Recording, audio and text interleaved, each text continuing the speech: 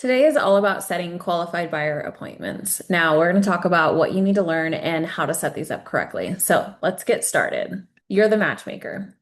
You're going to connect buyers to their dream home, or sellers to their dream buyer, or the client to their dream agent. So, let's go ahead and get started. Now, again, you're always in that role where you are looking to make that perfect puzzle piece match of what the client is needing. And set doesn't equal qualified. Just because you have a time on the calendar doesn't guarantee that it's actually going to lead to business. So let's go through what that actually looks like. And that leads to every question. We want to make sure that every question that we ask are leading them to becoming a qualified client. And sometimes that doesn't always mean an appointment. Sometimes it leads to a qualified follow-up, which is fine. The main goal is that we know what the next step should look like. And that means that we respect time, which is why sometimes it doesn't always lead to an appointment. Our end goal is obviously to find business and to get qualified business out on the door. But we want to make sure that we actually know what that really means and what those people are looking for, because otherwise you're just throwing crap on the calendar that might not turn into anything. And a qualified appointment is going to lead to more signings and more contracts, which leads to more closings, which is the end result. Because at the end of the day, we're here to help our clients close on homes, which then gets you a paycheck. So it all works together, especially if you have the intentionality set up correctly. Now, we sometimes like to gamify these things, so we can absolutely assign points. And when we're going through this, you're going to see the match framework constantly come up. So I want you to look at the match scorecard now. Motivation, why are they buying? And what happens if they don't? Because honestly, sometimes that can be a huge motivation.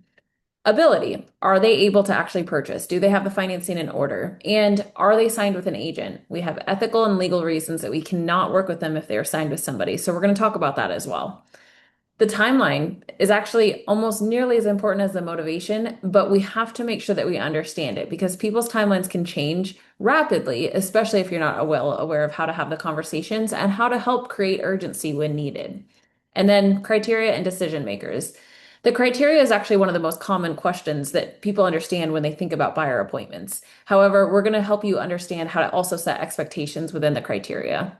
And hesitations, these come up. What are the objections that you're going to continue to find that is actually going to prohibit you from getting a contract signed? We want to make sure that we cover those so that you're able to move forward. Now, obviously, you are more than welcome to steal this scorecard so that you can give yourself points for each appointment, and you're going to understand the importance of them as we move forward. Now, here's the framework if you want to take a screenshot of it. I highly recommend looking at it to make sure that you have all of these notes in here because this is how we're going to build our calendar appointment in the future. We're going to dive into each of these specifically, so I'm going to go through the description as we go through. For us, the how is we're going to make sure that you understand how to build rapport immediately with a client. So, how to start the conversations, what does that look like, and then also educate them and learn the setup because you need to know where people are at before you try to tell them where to go. We also want to make sure that we understand how to use the match framework to being able to utilize that for the future and set expectations on how to secure that appointment as also will then secure you a contract in the future. And the most important thing is to make sure that you can recap the information so well that even if you have a computer glitch, that you're still able to recount that information, which makes sense for you to write it down, but you also will need to repeat it back to the client so that they also understand what their expectations of them are as well. Now, the very first start of this, you want to understand where buyers are coming from. So, where are you living now is a crucial setup for the future of this appointment because it's going to tell you, are they currently leasing? Do they own a home? Do they need to sell that home first? Have they purchased before, or is this their first time home purchase? All of those setup questions is going to help you create the framework for the match in the future conversation, but you need to know where these people are at before you know where you're going to put them. So, then you're going to go through the following questions in the match, which is the motivation, the ability, the timeline, the criteria, and again, those hesitations. Let's go ahead and get started so you can actually see which ones each of these would be. Motivation, your M. Why are these people looking to purchase? Are they a first-time home buyer? Is this I'm moving out of a rental and purchasing a place, or is this an investment property that I need to purchase to become a rental? Is it I'm selling another home and I need to upgrade into a larger home? There's so many reasons why people purchase, but without a motivation, it's not going to move forward. So make sure that you pay attention to what they're actually trying to accomplish. And on the opposite side of that, That investment purchase, if that doesn't happen, what's going to change in their world and how is it going to delay them in the future? Because these are where you can start pulling in the future if you start seeing people slow down, reminding them of their motivation that they initially told you. What would it mean for them to have a larger yard that their dog can go play in with a fence that they can actually feel fine without them having to be in an apartment all day? All of those things are true emotional reasons people will start moving, and you can use the logical side after you've pulled it out in this question. The next part, your ability. So that's your A in the match. Can they buy and can they hire you? What does buying mean that they can? Can they afford? Where's their credit at?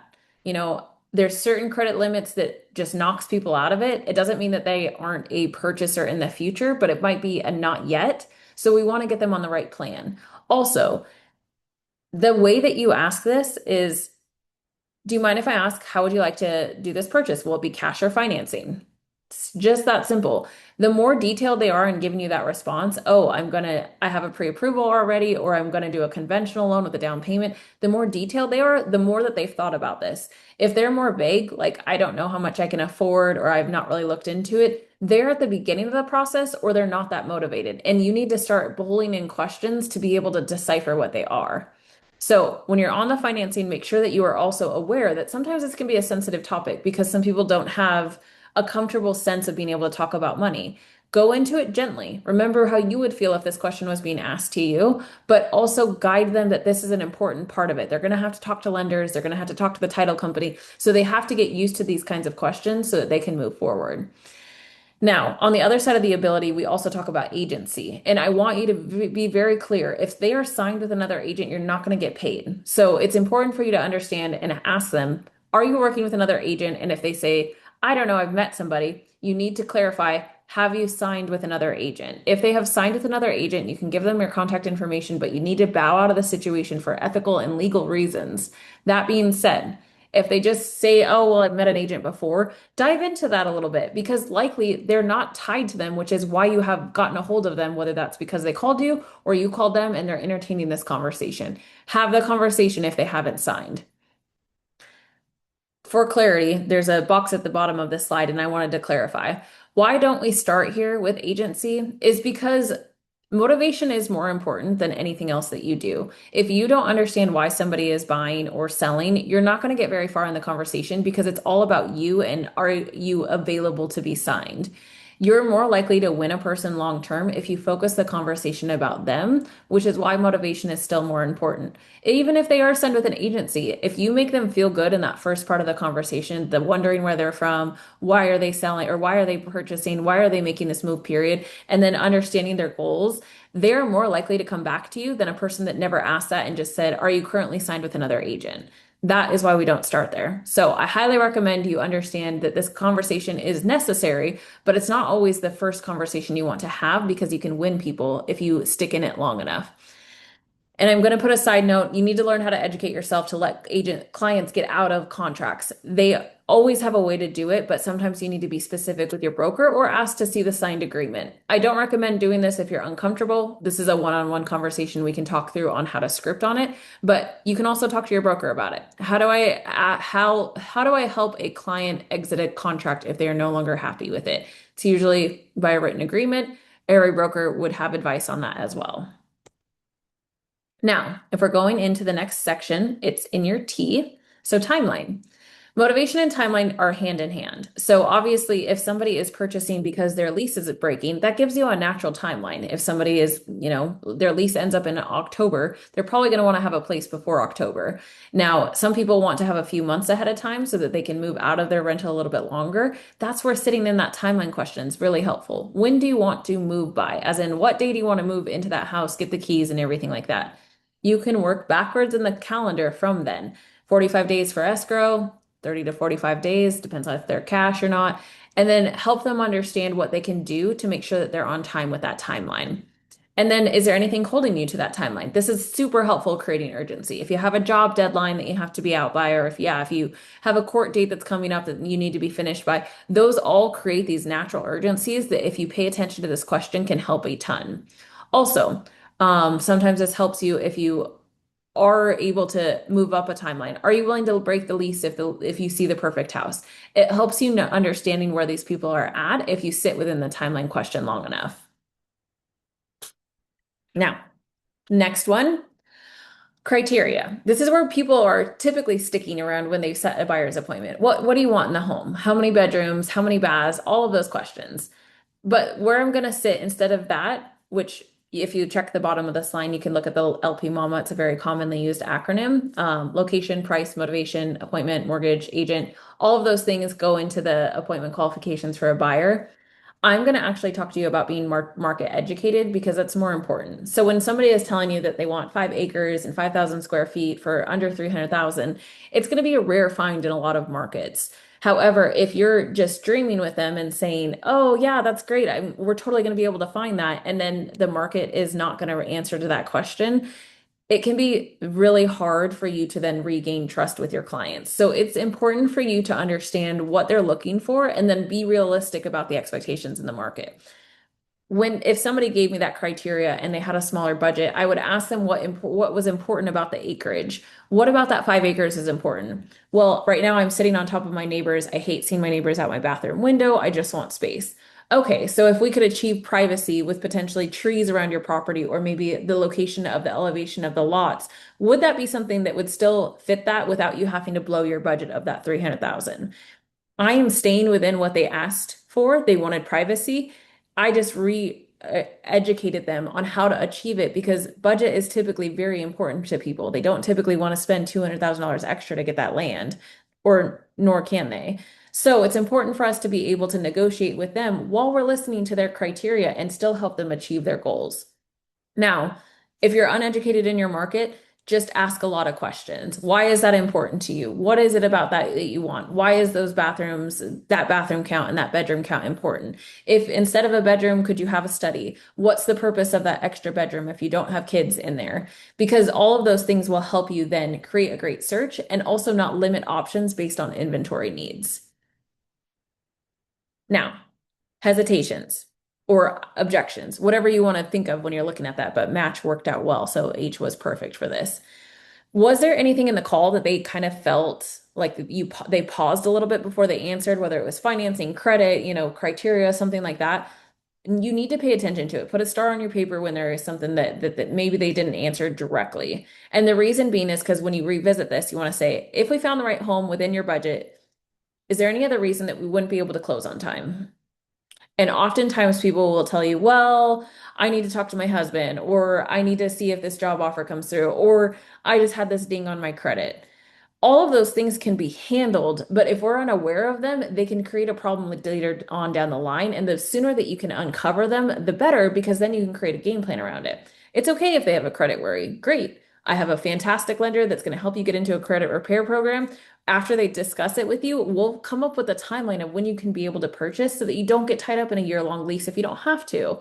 All of these things can be adjusted as long as you pay attention to what the hesitations are. So don't let them derail you. Just pay attention to them and ask questions around them so that you need to be able to come from curiosity so then you can come up with solutions. When you're ready to hand off an appointment, there's going to be all the notes that you want to hand them to, but just make sure that you have match, motivation, ability, timeline, criteria, and any objections that you think that the agents might come up with, which we labeled hesitations. And the reason being is because we want to be able to put that in succinct notes. The calendar, when you're looking at it on a phone, can only hold so many. So we don't want it to be, your entire novel of information about the buyer. The agent is going to get that in person with them. Instead, you want to focus on those criteria so that they can then be able to read it quickly and then go do their job where they charm and love on people as well. If this is for yourself, again, you're going to only have so much time to reflect back on your notes. Make sure that they're short and succinct so that then you can be able to pull them up quickly and remind yourself of this client. You need to make sure that your CRM always has these notes updated because, like I said, sometimes things change, right? Timelines will adjust. It's better for you to have the notes saved somewhere that then you can go back and revisit. So if a timeline does adjust, you're able to go back through it. And you want to make sure that you have a follow-up task set for the setter after the appointment time because the worst thing that can happen is an appointment not get met and then you forget about them and a week goes by and you lost all the momentum and they went with another agent. So make sure that you have a task for the following day after the appointment to follow up with the client, see how their experience was, see if they have any questions to follow up with, and ensure that they have a next step, whether that's with the agent or with you. And if you are in a position where you can give a warned hand off to the field agent, I highly recommend talking to them about it. Give them some notes on the personality. What was this person like? What did they what are they excited about? What are they nervous about? So then the agent can go into it with a great understanding of how to close that appointment. Now, there's some team expectations that are specific to everyone. So if you have a tracker like a Sisu or something like that, you might need to log your appointments in there if it's not done for you by a VA. You also might have a Google tracker on a Google sheet. And then also sometimes people do group text with their field agent and the client to ensure that they all have the appointment times on there. So whatever your goals are and what your team expectations are, make sure that you follow them. I hope that this helps you understand how that you're a matchmaker for these people and that you can really truly enjoy this opportunity of helping people find their dream homes.